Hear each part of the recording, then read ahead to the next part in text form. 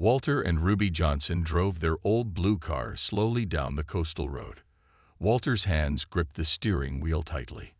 At 82 years old, he didn't drive much anymore. But today was special. Today, they were going back to Paradise Beach. "Are you sure you want to do this, Ruby?" Walter looked at his wife of 60 years. Her face was thin now, marked with age spots and wrinkles that told the story of their long life together. Ruby nodded, her eyes fixed on the road ahead. "I need to see it one more time, Walter. Before I can't anymore." The doctor had given Ruby 3 months to live. Cancer, they said. Nothing more they could do. When she told Walter her final wish was to visit the beach they once owned, he couldn't say no. They rounded the final curve in the road. And there it was, Paradise Beach. The sight of the sparkling blue water took Ruby's breath away. It looked just like she remembered, except for the large resort buildings that now lined the shore. Those weren't there 50 years ago, when this land belonged to them. Walter found a parking spot and helped Ruby out of the car. She leaned heavily on her cane as they made their way slowly toward the sand. The beach was busy with people swimming, playing, and sunbathing. No one paid attention to the elderly black couple making their way carefully across the parking lot. "Look at that water, Walter," Ruby said softly. "Blue as the day we met." Walter smiled, remembering the summer day in 1958 when he first saw Ruby playing in these very waves. Her family had owned this stretch of beach for generations, passed down from her great-grandfather, who bought it in 1887, just after slavery ended. They found a quiet spot near the edge of the beach, and Walter spread their old blanket on the sand. He helped Ruby sit down, her joints stiff with age and illness. "Remember how we used to bring the children here?" Ruby asked, closing her eyes and feeling the warm sun on her face. Little James would run straight into the water, clothes and all. Walter laughed. And Mary would build those sand castles that went on for miles. For a moment, they sat in silence, each lost in memories of happier times. This beach had been the center of their world once. 20 acres of the most beautiful coastline in the state, passed down through Ruby's family for generations. It had been their pride, their heritage, their children's birthright. Until 1968, when everything changed. Walter took Ruby's hand in his, noticing how thin her fingers had become. So much had been taken from them over the years, but they still had each other. "Excuse me." Walter looked up to see a young white man in a security uniform standing over them. His face was stern. "Can I help you?" Walter asked, squinting in the bright sunlight. "This is private property," the security guard said. "Beach access is for resort guests only." Walter's heart sank. "We're just sitting for a while. My wife isn't well, and we wanted to." "I'm sorry, sir, but rules are rules. Do you have your resort guest passes?" Ruby's hand tightened around Walter's. "Walter, tell him. Tell him this was our beach." The security guard's radio crackled. "Everything okay over there, Jim?" "Just handling some trespassers," the guard replied. He turned back to Walter and Ruby. "I'm going to have to ask you to leave now, or I'll call for backup." Walter saw the tears forming in Ruby's eyes. 50 years ago, they had owned every grain of sand on this beach. Now they were being treated like criminals just for sitting on it. "We'll go," Walter said, helping Ruby to her feet. "But you should know something, young man. This beach has a history you know nothing about." The guard wasn't listening. He watched impatiently as the elderly couple gathered their few belongings. Other beachgoers stared as Walter and Ruby shuffled slowly back toward the parking lot. "I can't believe they chased us away," Ruby whispered, her voice breaking. "From our own land, Walter." Walter put his arm around her thin shoulders. "I know, my love. I know." What neither of them realized was that this humiliating moment would be the beginning of something much bigger than either of them could imagine. The drive back to their small apartment was quiet. Ruby stared out the window, her eyes following the coastline until it disappeared from view. Walter kept his eyes on the road, but his mind was back on Paradise Beach. They had no right, Ruby finally said, breaking the silence. No right at all. Walter sighed. I know, but it was a long time ago. Ruby. Doesn't make it right, she replied. Her voice was stronger now, filled with a fire that Walter hadn't heard in years. That land was in my family since my great-grandfather bought it, a former slave who worked and saved every penny to give his children something that could never be taken away. She laughed bitterly, or so he thought. When they reached their apartment building, Walter helped Ruby up the stairs. Their home was small but neat. Photos of their children and grandchildren covered the walls. Ruby went straight to an old wooden chest in the corner of their living room. What are you looking for? Walter asked. The papers, Ruby said, digging through the chest. I know they're in here somewhere. Walter sat heavily on their worn couch. He knew what papers she meant. The deed to Paradise Beach. The sale documents from 1968. The newspaper clippings. All the proof of what had happened to them. Ruby pulled out an old folder, yellow with age. She opened it carefully and spread the papers on the coffee table. Look at this, she said, pointing to the deed. 20 acres of beachfront property, purchased by Samuel Johnson in 1887. She touched the faded paper gently. My great-grandfather couldn't even read, but he knew the value of land. He knew what it meant to own something after having nothing. Walter nodded. He had heard the story many times. Samuel Johnson had been born a slave but died a landowner. He had passed the beach down to his son, who passed it to Ruby's father, who left it to Ruby when he died in 1960. And look at this, Ruby said, pulling out another document. The sale paper, $12,000. Her voice broke. $12,000 for land worth at least $80,000 even back then. Walter remembered that day clearly. It was the summer of 1968. Racial tensions were high across the country. Their beach had been a place where black families could enjoy the ocean without fear of discrimination. But some white people in town didn't like that. There had been threats, vandalism, late-night phone calls. Then one day, men from the bank showed up with papers. They said we had to sell, Walter said quietly. Said it would be better for everyone. Better for them, Ruby corrected. They knew what that land would be worth someday. Walter picked up a newspaper clipping from 1970. The headline read, New Luxury Resort Planned for Paradise Beach. The article talked about how the development would bring jobs and tourism to the area. They made millions, Ruby said, her voice shaking. Millions from our land. There was a knock at the door. Walter got up slowly to answer it. Their granddaughter Aisha stood in the hallway, a big smile on her face. Surprise visit, she said, hugging her grandfather. I was in the area for work and thought I'd stop by. Aisha was their oldest grandchild, a smart young woman who worked as a journalist for the city newspaper. When she saw Ruby sitting among the old papers, her smile faded. What's going on? She asked. Grandma, are you okay? Ruby wiped tears from her cheeks. We went back to the beach today. Aisha sat down beside her grandmother. Paradise Beach. The one you used to own. Walter nodded. They kicked us out. Said we were trespassing. Aisha's eyes widened. What? That's terrible. She looked at the papers spread across the table. What are all these? History, Ruby said simply. Our history. Aisha picked up the sale document, studying it with a journalist's sharp eye. Then she looked at her grandparents with determination. Tell me everything, she said. From the beginning. I want to know exactly what happened back then. Walter and Ruby exchanged a look. They had never told the full story to their grandchildren. It had been too painful.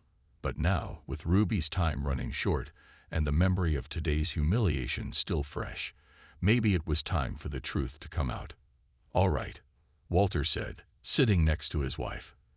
It started in the spring of 1968, and it began with a visit from the sheriff. Aisha sat on the edge of the couch, her reporter's notebook open on her lap. Walter and Ruby sat across from her. The old papers spread out on the coffee table between them. Outside, the sun was setting, casting long shadows across the small apartment. "So, Sheriff Davis came to your house in spring 1968. Aisha prompted, pen ready. "What happened next?" Walter's eyes grew distant as he remembered. Sheriff Davis wasn't alone. He brought 2 men in suits from Atlantic Development Company. They said they wanted to talk about buying our beach property. Ruby snorted. Talk? They didn't come to talk. They came to take. Walter nodded. I told them the land wasn't for sale. It had been in Ruby's family for generations. It wasn't just land to us. It was legacy. But they didn't listen, Ruby added. Her hands trembled slightly as she picked up an old black and white photo showing a younger version of herself standing proudly on the beach with 3 small children. They kept coming back, first with offers, then with threats. Threats. Aisha's pen stopped moving. What kind of threats? Walter and Ruby exchanged a look. At first, it was small things. Walter explained. Someone broke the windows in our beach house. Then our boat was damaged. And the phone calls, Ruby said quietly. Late at night, voices saying our children might get hurt if we didn't sell. Aisha looked shocked. Did you report this to the police? Walter laughed without humor. The sheriff was the one who brought the developers to our door in the first place. Who were we supposed to call? Those were different times, Ruby explained to her granddaughter. Black folks couldn't just call the police when white folks were causing trouble, especially not when those white folks had money and power. Walter stood up and walked to the window. Then the bank got involved. We had a small loan for some repairs on the beach house. Suddenly, they said we needed to pay it all back at once. But that wasn't in your loan agreement, was it? Aisha asked, her journalist's mind spotting the injustice. No, it wasn't, Ruby confirmed. But the bank manager said the property was now considered high risk, and they needed to call in the loan. We didn't have that kind of money sitting around. Walter turned back to face his granddaughter. Then things got worse. Someone set fire to the shed near our beach house. The message was clear: sell or else. We had 3 young children, Ruby said, her voice breaking. Your father was only 8 years old. We were scared for them. Aisha reached out and took her grandmother's hand. So you sold. Walter nodded. Atlantic Development Company offered $12,000. The property was worth at least $80,000 then. But we had no choice. Ruby opened a folder and pulled out a yellow document. Here's the sale paper. We signed it on July 15, 1968. She pointed to signatures at the bottom. But look here. The notary stamp is dated July 14, the day before. And this signature for the county recorder, it's different from our copy. Aisha took the paper, studying it carefully. This doesn't look right, she said slowly. There are inconsistencies. We didn't notice back then, Walter admitted. We were just trying to keep our family safe. They gave us the money. We signed the papers. And we never went back to Paradise Beach. Until yesterday. And then they chased you away, Aisha said, anger coloring her voice. From your own beach. Ruby wiped a tear from her cheek. 50 years, and it still hurts like it was yesterday. Aisha flipped through her notes, her journalist's mind working fast. So Atlantic Development Company bought your land in 1968. Do you know what happened after that? Walter nodded.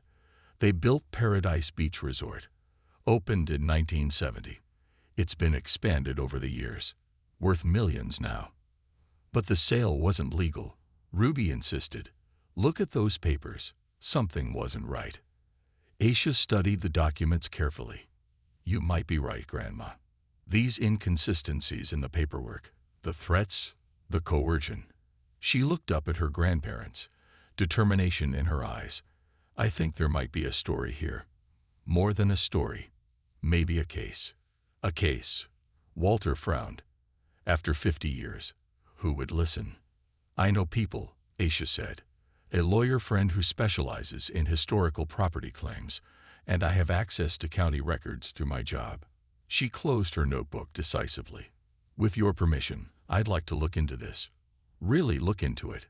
Walter and Ruby exchanged a glance. What do you think could happen? Ruby asked, hope creeping into her voice for the first time. I don't know, Aisha answered honestly. But don't you want to find out the truth? 2 weeks passed. Aisha visited her grandparents every few days, bringing food and updates on her investigation. Today, she arrived with a thick folder under her arm and excitement in her eyes. I found something, she said as Walter let her in. Ruby was sitting in her favorite chair by the window, looking tired but alert. Her health was getting worse, but her mind stayed sharp. What did you find? Ruby asked, straightening up. Aisha set her folder on the coffee table and sat down. I've been digging through county records and old newspapers, and I talked to my lawyer friend Marcus. She pulled out several papers. First, I found the original deed when your great-grandfather bought the land in 1887. Walter and Ruby leaned forward to look at the copy of the old deed. Then I tracked every transfer of the property through your family, Aisha continued. Everything was done legally and properly. The land was rightfully yours. We already knew that, Walter said gently. Yes, but listen, Aisha said, her voice rising with excitement. Then I found the records from when you sold to Atlantic Development Company in 1968. She pulled out more papers. And that's where things get interesting. Ruby reached for the papers with shaking hands.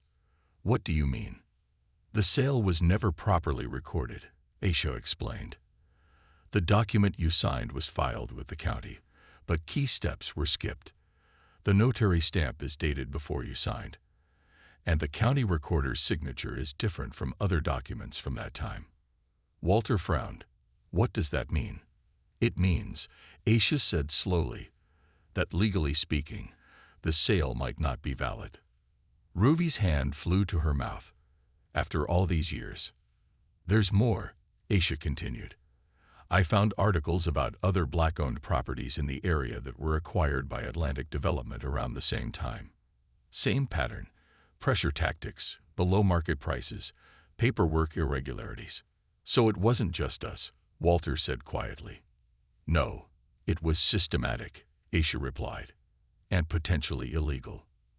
Ruby shook her head in disbelief. But what good does this do us now? That was 50 years ago. That's where Marcus comes in, Aisha said, pulling out her phone. He specializes in historical property claims. He thinks you might have a case, especially given your recent experience at the beach.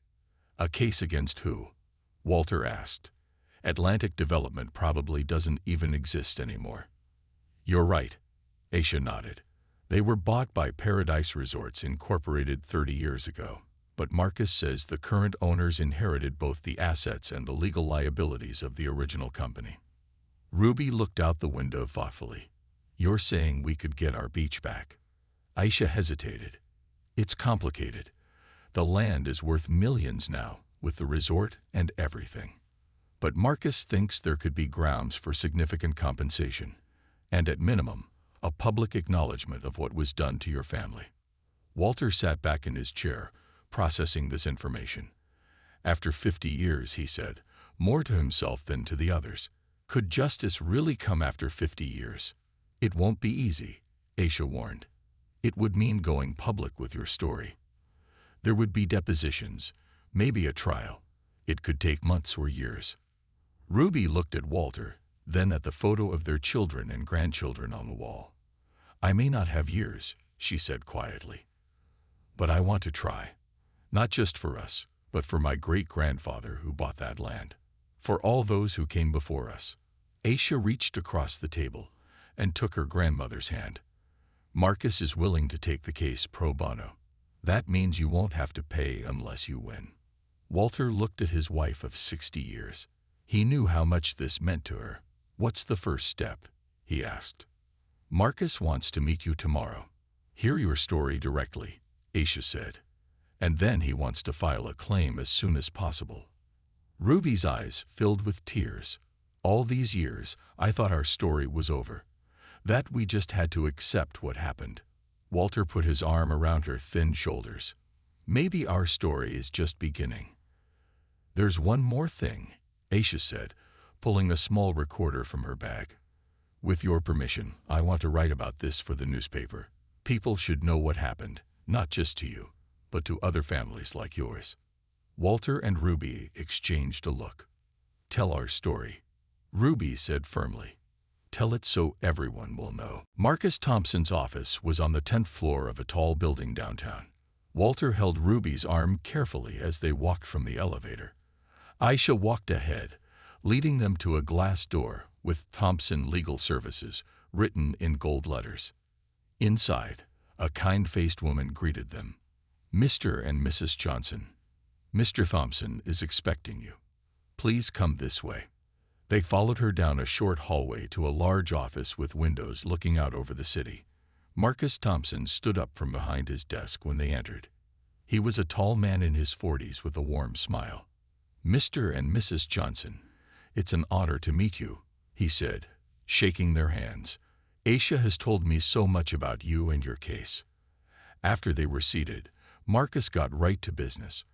I've reviewed the documents Aisha found, and I believe you have a strong case. The sale of your property in 1968 shows clear signs of fraud and coercion. What exactly does that mean for us? Walter asked. Marcus leaned forward. It means we can file a lawsuit against Paradise Resorts Incorporated, the company that now owns your former property. We can ask for financial compensation and public acknowledgement of the wrong that was done. Can we really win? Ruby's voice was soft but hopeful. I believe we can, Marcus said. But I won't lie to you. It will be a fight. Paradise Resorts is worth millions. They have powerful lawyers. They will try to make this go away quietly. We don't want quiet, Ruby said firmly. We want justice. Marcus nodded. That's good, because things are about to get loud. Aisha's article will be published in Sunday's paper. Once that happens, other news outlets will pick up the story. Walter looked worried. Will we have to talk to reporters? Only if you want to, Aisha assured him. My article tells your story, but you don't have to give other interviews if you don't want to. Marcus pulled out some papers. If you're ready, I'd like you to sign these. They officially make me your lawyer and give me permission to file the lawsuit. Walter and Ruby looked at each other. This was a big step. After 50 years of silence, they were about to tell the world what had happened to them. We're ready, Walter said, reaching for a pen. 3 days later, Aisha's article appeared on the front page of the Sunday newspaper. The headline read, Paradise Lost. Elderly couple seeks justice for beach property taken through fraud and intimidation. Below it was a photo of Walter and Ruby standing on the edge of Paradise Beach, looking out at the water. By Monday morning, the story had spread. Local TV news wanted interviews. National news websites shared the article. People on social media expressed outrage over what had happened to the Johnsons. Walter and Ruby's phone rang all day. Old friends called to offer support. Their children and other grandchildren called to say how proud they were. Then came a different kind of call. A man with a deep voice identified himself as Richard Powell, CEO of Paradise Resorts Incorporated. Mr. Johnson, he said, his voice cold. I'm calling about this newspaper article. These are serious accusations against my company. They're true, Walter said simply. That remains to be seen, Powell replied. I'm offering to meet with you privately. Perhaps we can resolve this matter without the need for a messy lawsuit. Walter thought carefully before answering. Any meeting would need to include our lawyer, Mr. Thompson. Fine, Powell said. Tomorrow at noon, my office. When Walter hung up, Ruby looked at him anxiously. What did he want? To meet with us, Walter explained. I think they're worried. He called Marcus right away to tell them about the call. Marcus seemed pleased. This is good, he said. They're feeling the pressure from the publicity. But be careful. They'll try to offer you a small settlement and make you sign papers promising not to talk about this anymore.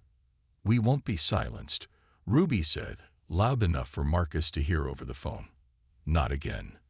That night, Walter couldn't sleep. He kept thinking about how quickly things were moving.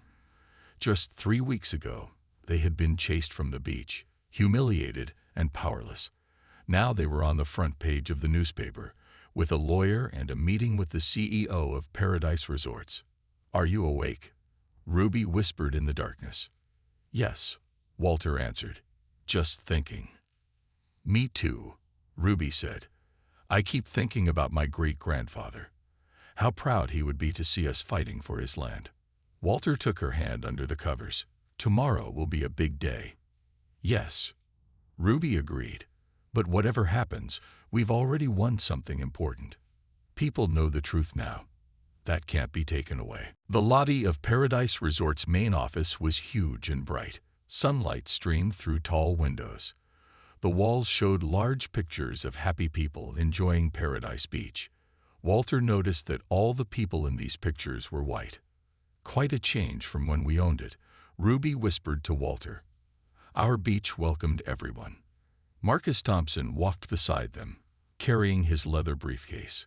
Aisha had wanted to come too, but Marcus suggested she wait outside. "This is a legal meeting, not a news interview," he had explained.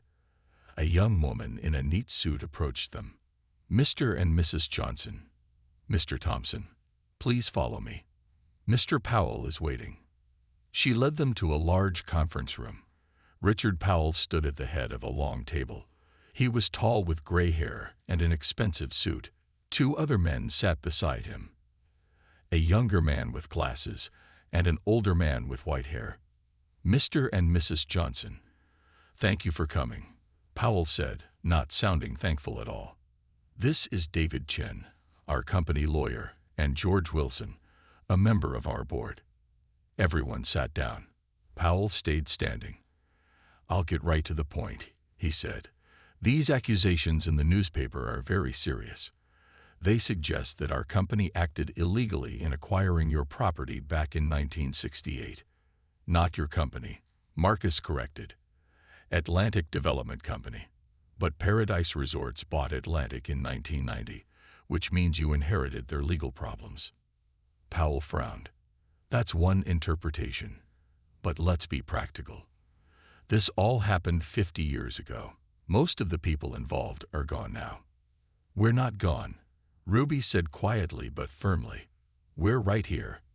Powell looked uncomfortable. "Yes, Mrs. Johnson, and we're sorry about the recent incident at the beach. That security guard has been spoken to." "This isn't about one security guard," Walter said. "This is about our land being taken from us through threats and fraud." David Chen, the company lawyer, spoke up. "Those are very serious accusations, Mr. Johnson. Do you have proof of these threats from 50 years ago?" Marcus opened his briefcase. "We have the sales documents with clear irregularities. We have newspaper reports from that time showing a pattern of black landowners being forced to sell. And we have Mr. and Mrs. Johnson's sworn statements about the threats and pressure they faced." "Memories can be unreliable after so many years," Chen said dismissively. "Some things you don't forget," Ruby replied, her voice stronger now. "Like men calling your home at night, threatening your children. Like watching your family's legacy being stolen and not being able to stop it." The room fell silent. Even Powell seemed affected by Ruby's words. "We understand this is an emotional issue for you," Powell finally said. "And in the interest of goodwill, we're prepared to make an offer." He slid a folder across the table. "We will donate $50,000 to a charity of your choice. We will also create a small memorial plaque on the beach acknowledging your family's historical connection to the property." Marcus opened the folder and looked at the papers inside. His face showed no emotion. "And in exchange, the Johnsons would sign a confidentiality agreement and drop all claims against Paradise Resorts," Chen explained. Walter looked at the folder, then at Ruby. $50,000 was a lot of money. They could help their grandchildren with college. They could pay for Ruby's medical bills. But Ruby slowly shook her head. "That beach is worth millions now," she said. "You built a resort on it. You've made money from it for 50 years. She looked Powell directly in the eyes. This isn't about charity. This is about justice. Marcus closed the folder. My clients are not interested in this offer. Powell's face hardened. Be reasonable. Do you really want to spend your remaining years in court? A lawsuit could take a very long time. Ruby's hand trembled slightly, but her voice was firm. I may not have much time left, Mr. Powell, but I have enough time for this fight. Walter took her hand. We're not looking for a plague. We want fair compensation for our land and a public acknowledgement of how it was taken. Powell stood up. Then I'm afraid we have nothing more to discuss today.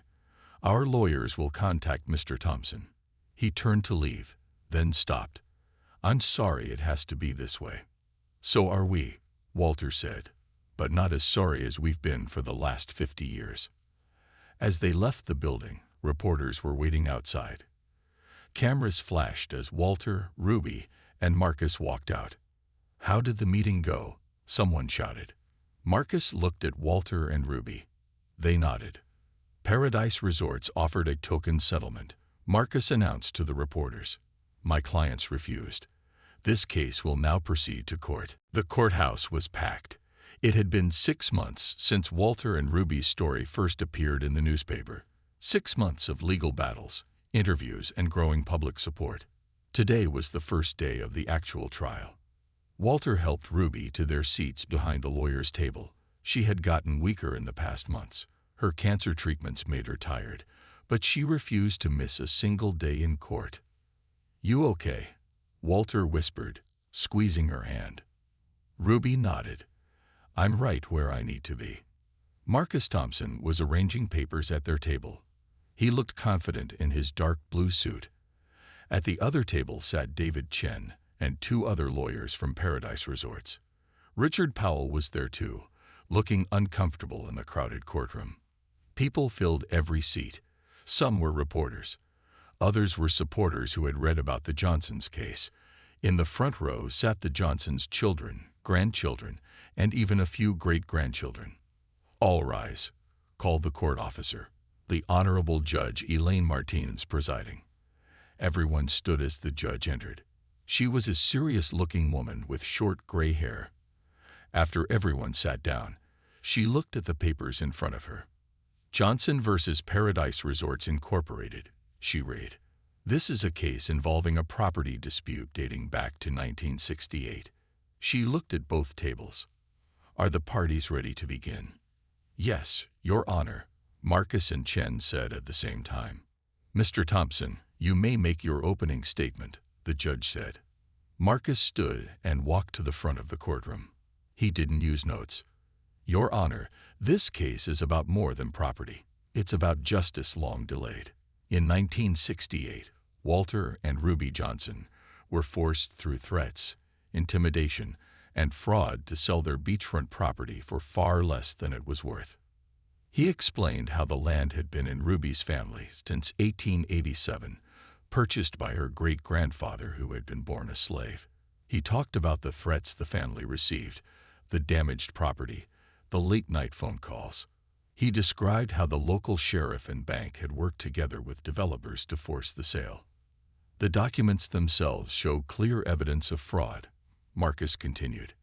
Incorrect dates, missing signatures, improper filing. But most importantly, this sale was conducted under duress. The Johnsons feared for their children's safety. They had no real choice but to sell. Marcus walked back to the table and picked up a large photo. He showed it to the courtroom. It was an old picture of the beach with people of all races enjoying the water. This was Paradise Beach when the Johnsons owned it, a place where everyone was welcome, regardless of color. That changed after Atlantic Development Company took over and built their exclusive resort. He set the photo down. We will prove that this sale was fraudulent and the result of racial discrimination. We will ask the court to award damages based on the current value of the property and the decades of lost income. When Marcus finished, David Chen stood up for Paradise Resorts. Your Honor, this case asks you to reach back over 50 years to question a completed sale. My clients understand the Johnsons' emotional attachment to this property, but emotions are not evidence. Chen argued that too much time had passed. He said most witnesses were dead. He claimed that even if there were problems with the sale, Paradise Resorts should not be punished for something Atlantic Development did decades ago. This is an unfortunate situation, Chen concluded, but it happened too long ago for the courts to provide a remedy now. The judge listened carefully to both sides. "Thank you, counselors," she said when Chen finished. "Mr. Thompson, please call your first witness." Marcus stood. The plaintiffs call Mrs. Ruby Johnson. Walter helped Ruby to her feet. A court officer came to assist her to the witness stand. After she was sworn in, Ruby sat down carefully, her back straight despite her illness. "Mrs. Johnson," Marcus began gently, "please tell the court about your family's connection to Paradise Beach." Ruby looked out over the crowded courtroom. Her voice was soft but clear. "My great-grandfather, Samuel Johnson, was born a slave in 1845. After he was freed, he worked every job he could find. He saved every penny. In 1887, he bought 20 acres of beachfront property." The courtroom was completely silent as Ruby continued. He couldn't read or write, but he understood something important. He knew that land was something no one could take from him, something he could pass down to his children, and they could pass to their children. Her voice broke slightly. "He was wrong about that. They did take it from us. And now I'm here to set that right." For 3 days, the trial continued.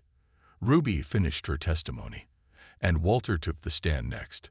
He told the court about the threats, the damage to their property, and the fear they lived with until they finally sold. "We were afraid for our children," Walter said, his voice breaking. "What choice did we have?" Marcus called other witnesses too. An old banker who had worked at the local bank in the 1960s admitted that black property owners were often denied loans that white owners would get easily.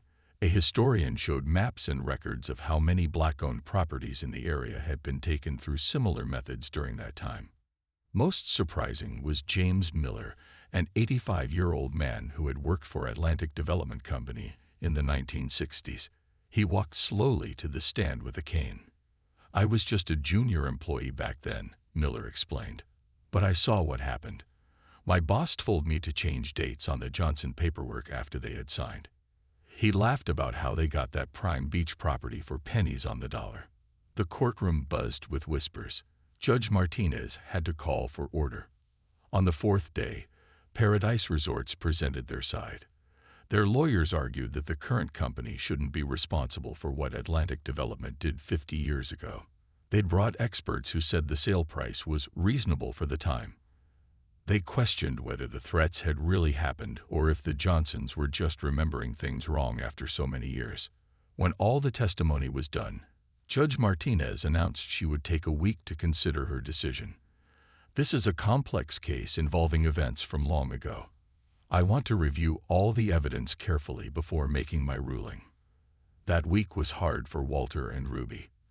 They tried to go about their normal lives, but they couldn't stop thinking about the trial. Ruby had a doctor's appointment where she learned her cancer was spreading faster. She didn't tell Walter right away, not wanting to worry him when they were so close to a resolution. "Do you think we'll win?" Ruby asked Walter one night as they sat on their small balcony, looking at the stars. Walter took her hand. "I don't know, but we told our story. People heard the truth. That counts for something." Ruby nodded. "I keep thinking about what my father would say. He always told me, 'Ruby, some battles you fight not because you think you'll win, but because the fight itself matters.'" The day of the judge's decision arrived. The courthouse was even more crowded than before. News of the case had spread across the country. Television cameras waited outside. Inside, Walter helped Ruby to their seats. She was using a wheelchair now, too weak to walk far on her own. Judge Martinez entered, and everyone rose. She looked serious as she began to speak. "This court has considered all testimony and evidence in the case of Johnson versus Paradise Resorts. I have reviewed property records, banking practices of the time, and witness statements. I have studied the legal precedents for such cases. The room was completely silent. Walter held Ruby's hand tightly. The evidence clearly shows that Walter and Ruby Johnson were subjected to threats, intimidation, and fraudulent practices in the 1968 sale of their beachfront property. The paperwork itself shows multiple irregularities that would invalidate the sale under normal circumstances. Ruby squeezed Walter's hand, hope rising in her chest. However, the judge continued, "The law also recognizes that there must be reasonable time limits for challenging property transfers. Normally, such claims must be brought within a few years of the sale." Walter's heart sank. They were going to lose. But then Judge Martinez leaned forward. Yet this was not a normal case. The evidence shows that the Johnsons were victims of systematic racial discrimination that was common and even legally supported at that time. They had no real access to justice in 1968. To deny them justice now because they didn't seek it when it was unavailable to them would be to compound the original injustice. The judge took a deep breath. Therefore, this court finds in favor of the plaintiffs, Walter and Ruby Johnson. Gasps and murmurs filled the courtroom. Ruby began to cry, tears running down her cheeks. Walter put his arm around her shoulders, hardly believing what they were hearing. Paradise Resorts Incorporated, as the successor to Atlantic Development Company, is ordered to pay damages in the amount of $24 million, representing the current value of the property and lost income over 50 years. $24 million. The amount was so large that Walter couldn't even imagine it. He looked at Ruby, who was smiling through her tears. "We did it," she whispered. "We really did it." 1 year later, Walter stood on Paradise Beach, feeling the warm sand between his toes. The water sparkled in the morning sun, just as it had when he and Ruby first walked this shore together over 60 years ago. So much had changed, yet the waves still broke on the shore in the same gentle rhythm. After the trial, Paradise Resorts had appealed the decision. But facing bad publicity and mounting legal costs, they eventually offered to settle.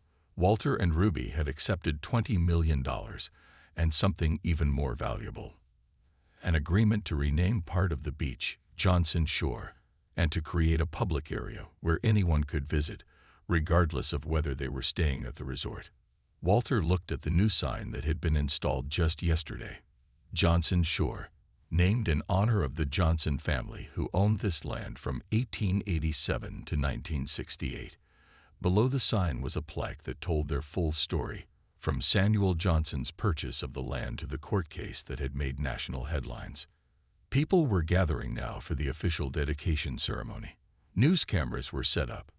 The mayor was there, along with other important people from the city. Walter recognized some faces from the trial. Even Richard Powell from Paradise Resorts was there, looking uncomfortable but trying to smile for the cameras. Walter's children, grandchildren, and great-grandchildren stood nearby, a strong family united by their shared history. Aisha was there too, now working for a national news program after her coverage of the case had won her a journalism award. The only person missing was Ruby. She had passed away 2 months after the judge's decision. Her cancer had been too advanced, but she had lived long enough to know that justice had been done. She had seen the settlement papers signed. She had helped decide how the money would be used. "Dad, it's almost time," said Walter's oldest son, James, approaching him. "Are you ready?" Walter nodded. In his hand, he held a small wooden box containing some of Ruby's ashes. Her last wish had been for Walter to scatter them here, on the beach that had meant so much to them. The mayor stepped up to a microphone. "Today we gather to right a historical wrong and to celebrate the legacy of the Johnson family. This beach, which was taken from them through unjust means, will now forever bear their name." Walter barely heard the speeches that followed. His mind was on Ruby and the life they had shared. He thought of how they had first met on this very beach, how they had brought their children here to play in the waves, how they had lost it all, and now, in a way, had gotten it back. When it was his turn to speak, Walter walked slowly to the microphone. He hadn't prepared anything formal. He simply spoke from his heart. "My wife Ruby didn't live to see this day," he began, "but she knew it was coming. Before she passed, she told me something I want to share with you all. She said, 'Walter, make sure they understand. This was never just about us. It was about all the families who lost their land and never got it back. It was about making sure our grandchildren know they deserve justice too.'" Walter paused, looking out at the crowd. "Ruby and I were lucky. We lived long enough to tell our story.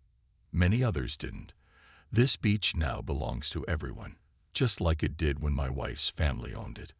That's the way it should be." After the ceremony, Walter walked alone to the edge of the water. His family respectfully stayed back, giving him this private moment. Slowly, he opened the small wooden box and let Ruby's ashes float out over the waves. "We're home, Ruby," he whispered. As Walter turned to walk back to his family, he noticed a young black couple with two small children spreading a blanket on the sand. The parents looked up and smiled at him, not knowing who he was or what this beach meant. Their children ran toward the water, laughing with excitement. Walter smiled back, his heart full. This was Ruby's true legacy. Not just the money or the name on the sign, but the right of these children to play on this beach without fear, to belong here just as much as anyone else. As he rejoined his family, Walter felt a deep sense of peace. The long fight was over. Justice had been delayed, but in the end, it had not been denied. And Ruby, he knew, would be satisfied.